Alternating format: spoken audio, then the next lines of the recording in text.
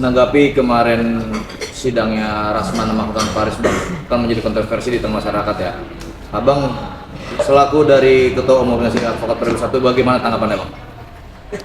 Ya, kalau saya lihat itu ya tergolong sangat memalukan ya hasilnya. Memalukan karena sikap dan tindakan dari para advokat itu tidak bisa mengontrol diri, sehingga membuat hal-hal yang seharusnya tidak pantas atau tidak patut untuk dilakukan oleh seorang advokat.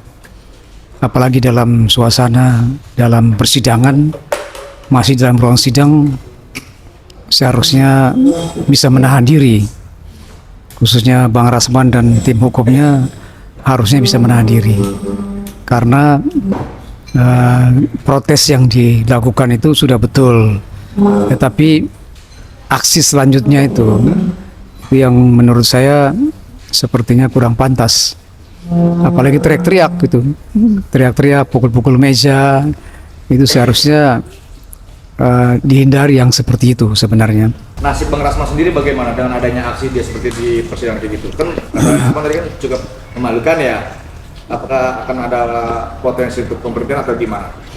Iya, saya sudah sampaikan ke Sekjen supaya kalau setiap ada pengaduan, ada laporan dari masyarakat atau dari teman sejawat atau dari siapapun yang masuk ke kantor DPN Periode 1, maka kita akan segera panggil Bang Rasman untuk diminta pertanggungjawabannya, dan kita akan sidang kode etik karena ini sudah merupakan tanggung jawab dari Bang Rasman untuk mempertanggungjawabkan apa yang dilakukan.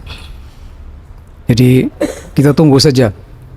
Saya dengar kabar katanya Mahkamah Agung bersurat kepada Pengadilan Negeri, dan Pengadilan Negeri akan bersurat kepada organisasi. Jadi kita pada dasarnya kita menunggu siapapun yang masuk, surat masuk kita akan tanggapi. Kita tidak akan segan-segan untuk memberikan sanksi tegas kepada anggota kami yang bermasalah.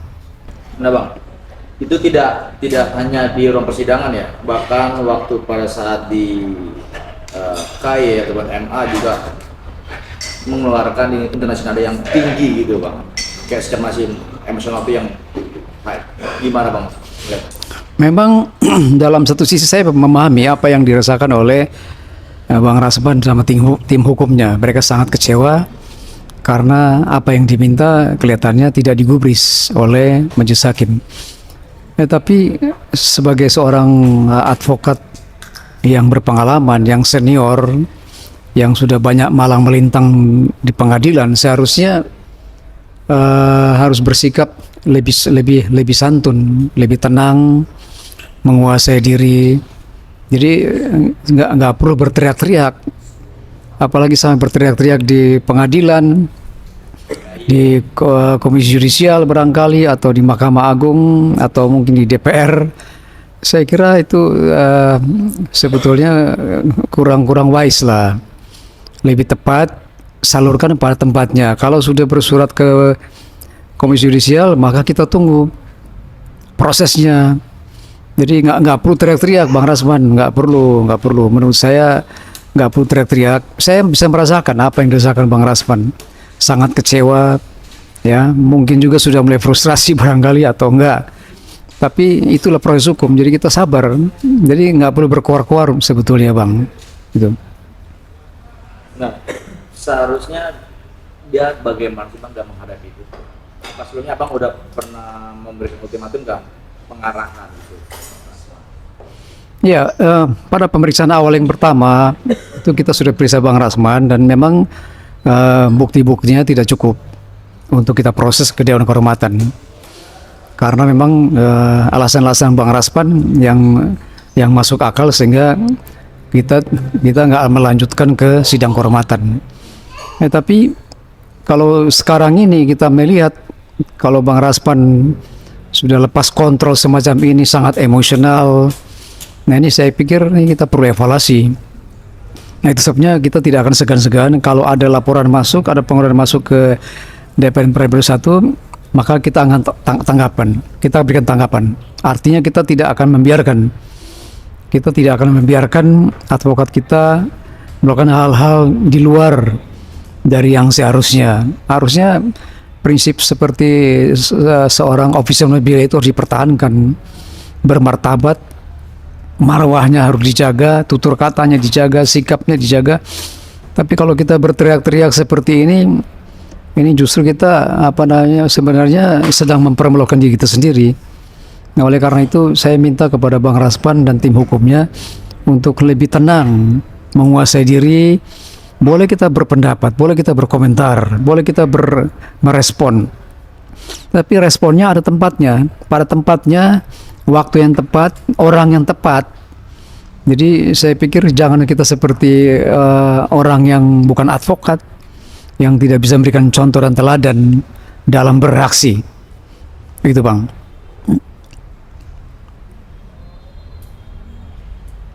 Ya Bang, berarti kan dengan adanya aksinya itu kan seperti itu yang udah menjadi surat tadi merasakan impact nggak sih Bang? Apa-apa? Merasakan impact nggak sih OA dengan adanya aksi Bang Rasman yang berteriak-teriak cekcok di ruang persidangan, di KY, di MA, tadi pun juga sempat nada tinggi. Ya, yang pasti ini berdampak sebagai seorang yang berprofesi advokat itu harusnya bisa menguasai diri, self of control itu penting sekali. Nah kalau kita nggak kontrol diri, ya ini nanti akhirnya seperti ini, kita berkoar-koar di mana-mana yang bukan tempatnya. Kalau kita mau berkoar-koar, kalau kita mau bikin pengaduan, ya udah pengaduan secara tertulis, secara resmi diajukan. Itu prosedurnya. Kita laporkan ke Komisi Yudisial dengan kita mau bukti-bukti semua yang ada, itu sudah oke, sudah betul. Kita bersabar menunggu proses itu, karena semua itu ada prosesnya, ada step-step, langkah-langkah yang harus dilakukan juga oleh KY maupun Mahkamah Agung. Jadi menurut hemat saya kurang tepat lah kalau Bang Rasman ambil tindakan terlalu berteriak-teriak di jalanan, apalagi itu kesannya di jalanan itu, ya kan? Walaupun di depan Mahkamah Agung, tetapi kan kesannya kan bukan dalam ruangan, tapi di luar ruangan. Komisi Yudisial juga seperti itu. Jadi saya kira tolonglah Bang Rasman tetap tenang. Kita ngerti lah, kita paham apa yang Abang alami. Cuma inilah kita proses, kita harus menunjukkan jati diri kita sebagai seorang advokat. Menjaga marwah, harkat dan martabat kita itu harus kita jaga, Bang. Itu. Dan juga ini tidak hanya dalam pandangan dakwah aja ya, bahkan ada beberapa rekan sejawat juga, pengacara, public figure, dan beberapa masyarakat juga mengomentari ricuhnya pasien itu, dan disusul lagi dengan adanya aksi dari salah satu tim kuasa hukumnya itu menaik ke atas meja. Gimana Bang? Ya ini memang sangat memalukan kalau kita lihat proses persidangan berjalan kemudian terjadi kericuhan di pengadilan, itu sangat memalukan. Dan itu keterlaluan dilakukan oleh seorang advokat, apalagi dia naik ke atas dengan alasan refleks. Saya kira itu bukan alasan. Seorang advokat itu harus bisa menguasai diri, bukan hanya kepintarannya, bukan hanya pintar, tetapi juga harus bisa menguasai diri, kontrol diri dengan baik, dan tidak perlu berteriak-teriak. Ada salurannya, ada tempatnya. Kalau kita mau berteriak, kalau kita mau merespon sesuatu, itu ada tempatnya, ada salurannya. Gunakanlah saluran yang ada. Jadi jangan kesannya kita berteriak-teriak, kita teriak-teriak juga nggak ada gunanya. Mau teriak kepada siapa?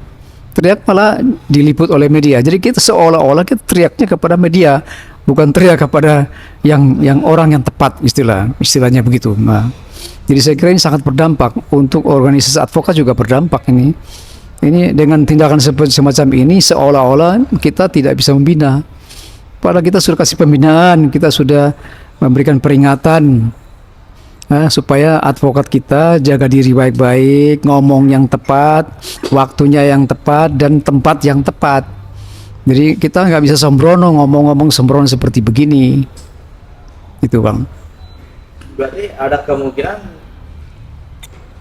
Bang Rasman juga bisa nyusul Bang Firdaus ya kan, kan udah dicabut tuh tadi pagi basnya dari KAI. Ya prinsipnya begini, prinsipnya kalau ada pengaduan, ada laporan yang masuk ke DPN Praibur 1, kita segera tanggapi. Apakah kita akan mengadakan sidang kode etik lagi? Ya kita tunggu.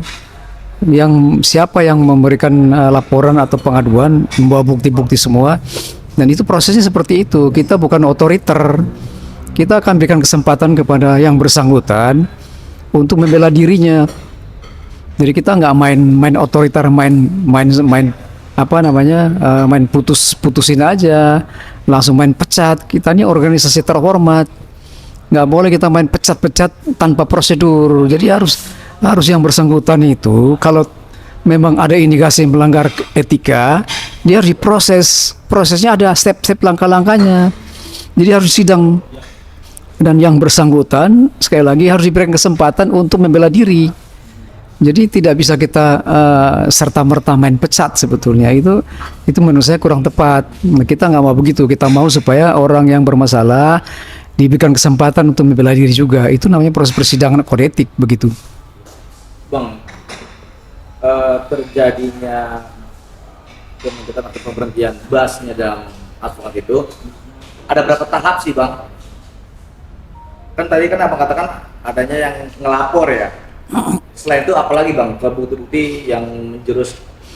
Iya, jadi ada pengaduan, laporan masuk ke DPN, nanti Dewan Pengawas yang melihat bukti-bukti itu, fakta-faktanya, apa namanya, pengaduan yang masuk disertai yang bukti-bukti.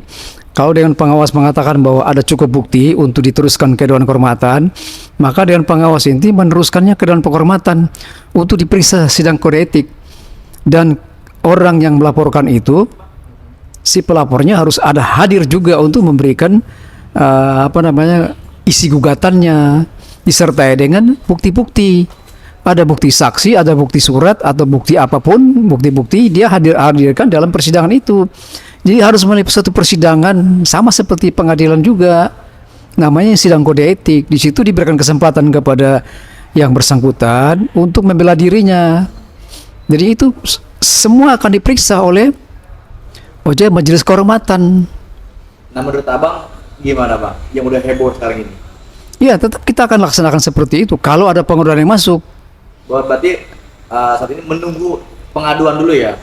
Ya itu aturannya begitu, harus ada pengaduan atau laporan yang masuk disertai dengan bukti-bukti, fakta-faktanya, ada indikasi pelanggaran etika. Di situ kita akan periksa, Dewan Pengawas akan periksa apakah cukup bukti atau tidak. Kalau tidak cukup bukti, ya tidak bisa diteruskan. Tapi kalau ada cukup bukti, akan diteruskan ke Dewan Kehormatan, dan Dewan Kehormatan lah akan bersidang, dan yang bersangkutan akan dipanggil secara resmi untuk menghadiri sidang kode etik. Nah begitu, itu aturannya begitu.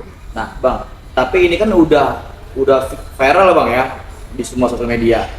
Mungkin udah banyak kita semua dengan adanya gebuk-gebuk, dengan adanya tindakan yang timpas hukumnya, dengan ada kayak gitu. Gimana Bang? Apakah itu masuk ke unsur Bang? Iya, artinya dalam hal ini indikasinya kan ada indikasi nih berpotensi ini cukup berpotensi untuk melanggar etika. Tapi syaratnya adalah harus ada orang yang mengadu, harus ada laporan masuk. Kita nggak bisa hakimi orang tanpa ada pengaduan, tanpa ada laporan masuk, kita proses. Oke. Kan begitu Bang ya. Nah gini Mas, jikalau ada seseorang yang melapor atau mengadu terkait hebohnya kericuan kemarin di persidangan ya, nah, kan disusul lagi kan adanya bukti-bukti kan yang udah beredar di sosial media tuh, baik dia mengobrak meja dan nada tinggi dan sebagainya macam. Ya begitu Bang, jadi prinsipnya mana ada laporan masuk nggak, ada pengaduan masuk nggak, segera kita respon. Nggak akan lama-lama, kita tetap ya, cepat ya.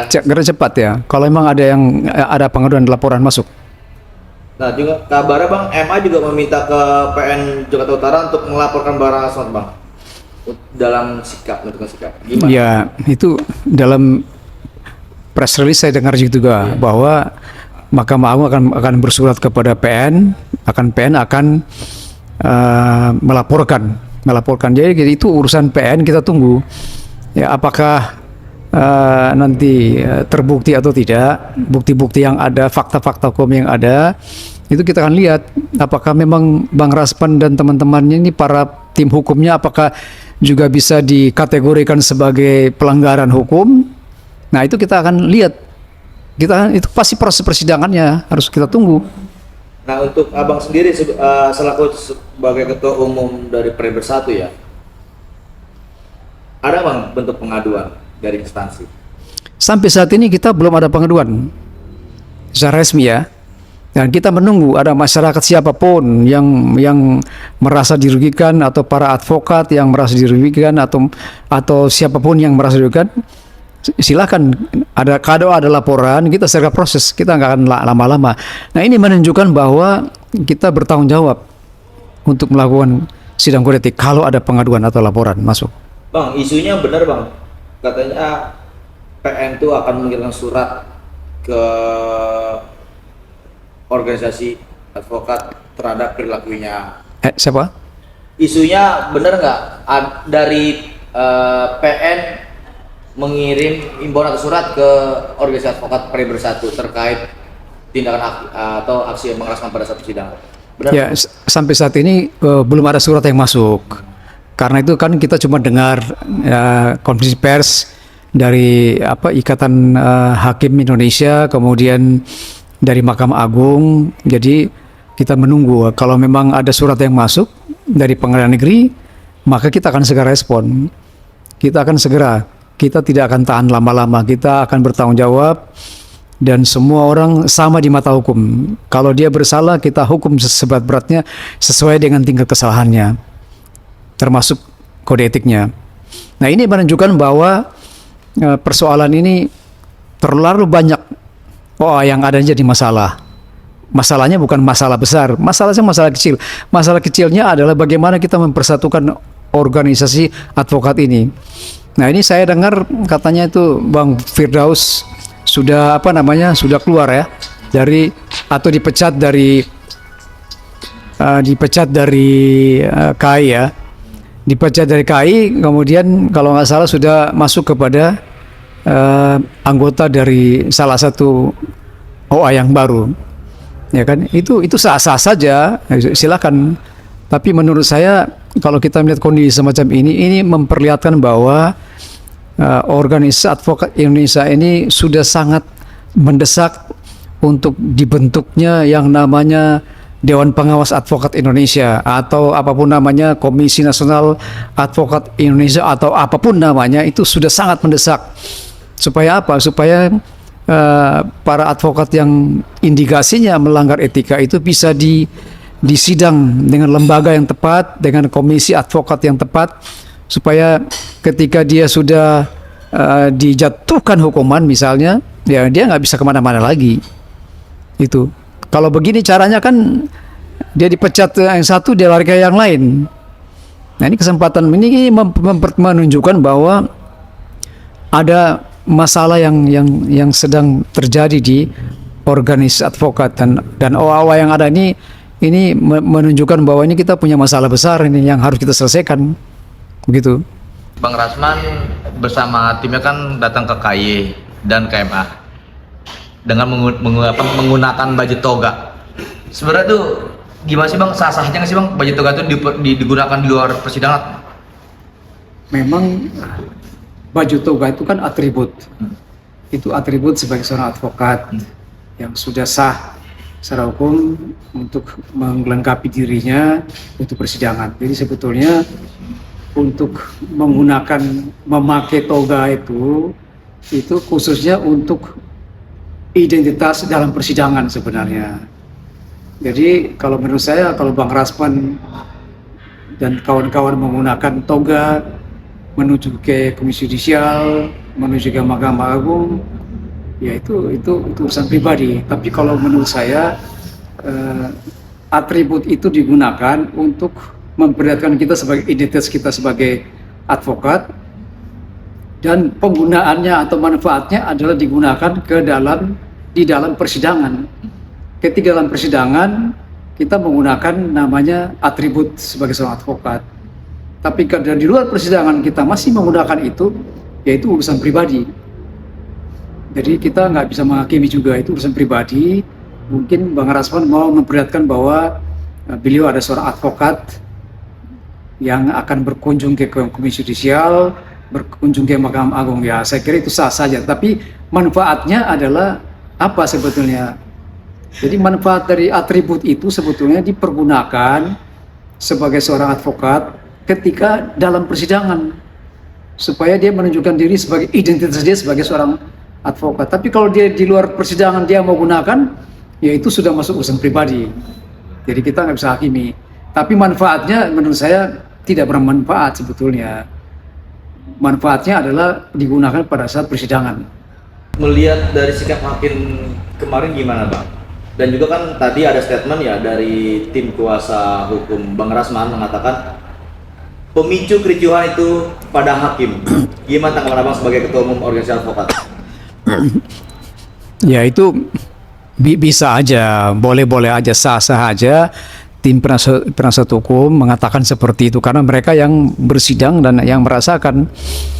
Cuma masalah sekarang adalah memang kalau saya lihat itu adalah sidang pertama oke, sidang kedua, tiga itu berjalan dengan baik, bahkan terbuka untuk umum, tapi yang masuk ke sidang keempat ini adalah tertutup. Itu pertimbangan hakim. Kita hormati pertimbangan hakim yang akan bersidang, yang memimpin sidang. Cuma kita melihat bahwa jangan hanya advokat saja yang disorot. Ini kinerja hakim juga disorot. Gitu. Jadi jangan advokat saja disorot melakukan pelanggaran etika, tetapi juga kita juga lihat hakimnya. Apakah hakim juga dalam hal ini ada indikasi terjadi pelanggaran etika atau enggak? Itu sebabnya ini harus diperiksa juga. Jadi bukan cuma advokat yang diperiksa, juga hakim harus diperiksa juga, majelis hakim juga harus diperiksa. Ini ada apa nih? Apakah ini sudah settingan sebelumnya atau enggak? Ini perlu ditelusuri. Nah, Komisi Yudisialnya ataukah pengawas dari Mahkamah Agung secara internal harus periksa majelis hakim. Kemudian eksternal yaitu Komisi Yudisial harus periksa juga. Jadi supaya seimbang, jangan cuma advokat yang dianggap melanggar nggak tahu diri, tapi juga hakim juga harus juga dikoreksi kalau memang ada kesalahan. Ya, kalau ada indikasi pelanggaran etika, begitu Bang. Tapi lo dari sikap hakim gimana tuh? Tiba-tiba langsung keluar gitu. Memang sebetulnya itu kewenangan hakim ya untuk menentukan sidang tertutup atau terbuka. Tetapi persoalannya ini kan sidang apa? Ini bukan sidang percabulan, bukan sidang anak di bawah umur, ya kan? Dengan alasan bahwa nanti itu dalam persidangannya ada indikasi bahwa ada hal-hal yang sensual atau hal-hal yang bersifat sensitif sehingga tidak perlu dikobarkan di media sosial. Itu alasan-alasan yang masuk akal. Tetapi persoalannya adalah kenapa bertindak seperti itu seolah-olah seperti seorang diktator. Harusnya kan hakim itu sebagai seorang moderator, ya kan? Apakah ini ada indikasi pelanggaran etika atau enggak? Ini yang saya minta supaya Komisi Yudisial juga memeriksa majelis hakimnya. Jadi supaya seimbang, majelis hakim diperiksa, ya, advokatnya juga diperiksa. Begitu, itu baru benar. Jangan cuma advokat diperiksa, majelis hakimnya tidak diperiksa. Menurut saya harus diperiksa itu semuanya. Begitu ya. Bang, terus untuk langkah selanjutnya bagaimana Bang, atau saran Abang seperti apa nanti untuk Bang Rasman dan tim kuasa hukum lainnya? Karena kan udah menjadi sorotan publik ya. Ya, jadi menurut saya Bang, untuk Bang Rasman nggak perlu lagi berteriak-teriak, nggak perlu lagi berkoar-koar. Saya paham, saya mengerti kok apa yang dialami oleh Bang Rasman, merasa kecewa dengan penetapan hakim di luar dugaan. Apa yang Bang Rasman sudah siapkan itu akhirnya sirna semuanya. Saya paham, tetapi ini kan prosesnya masih panjang Bang. Ini baru permulaan, baru permulaan. Itu sebabnya Bang Rasman mesti fokus konsentrasi kepada apa yang dialami, siapkan bukti-buktinya, fakta-faktanya, saksi-saksinya. Ini yang paling penting menurut saya.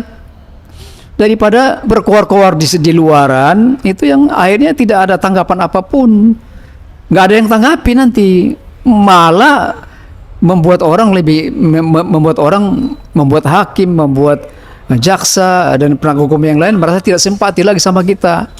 Itu yang kita hindari itu Bang. Jadi saya mohon kepada Bang Rasman tetap tenang, ikuti saja prosedur saluran yang ada. Kita tetap menguasai diri karena proses persidangan ini masih panjang Bang. Masih ada hal-hal yang khusus yang Bang Rasman akan pertahankan di situ. Yang Bang Rasman akan buktikan seperti yang selama ini Bang Rasman inginkan buktikan. Nah, ini momen yang penting. Jadi jangan membuat kisruh dulu, tenang-tenang aja dulu. Ikuti proses yang ada. Nah, dan dengan kekisruhan ini menurut saya ini menunjukkan bahwa pertama bahwa Komisi Pengawas Advokat itu harus segera terbentuk. Yang kedua, supaya untuk mengkoni seluruh organisasi advokat yang ada di Indonesia ini, maka lebih cepat adalah revisi Undang-Undang Nomor 18 Tahun 2003 tentang advokat. Ini sudah sangat mendesak. Ya, kita minta kepada DPR harus segera revisi ini harus segera diundangkan begitu. Harus proses cepat supaya selesai. Supaya apa? Supaya marwah, harkat dan martabat advokat itu betul-betul terpelihara. Karena selama ini dengan kejadian yang terjadi seperti ini menampar muka dari seorang advokat. Profesi advokat betul-betul tercoreng oleh perlakuan orang-orang yang tidak bertanggung jawab semacam ini. Ini sangat disayangkan Bang. Ya, saya minta kepada DPR sekali lagi untuk supaya revisi undang-undang ini segera diproses cepat supaya ada hal yang ada ketentuan-ketentuan yang tepat yang dikenakan kepada advokat Indonesia. Karena dengan banyaknya organisasi advokat ini sangat membingungkan juga. Ya, itu sebabnya dengan adanya revisi undang-undang advokat nanti itu akan memberikan pencerahan kepada organisasi advokat yang ada di Indonesia. Itu sebabnya nggak usah mikir yang single bar, lupakan single bar, sekarang ada multi bar.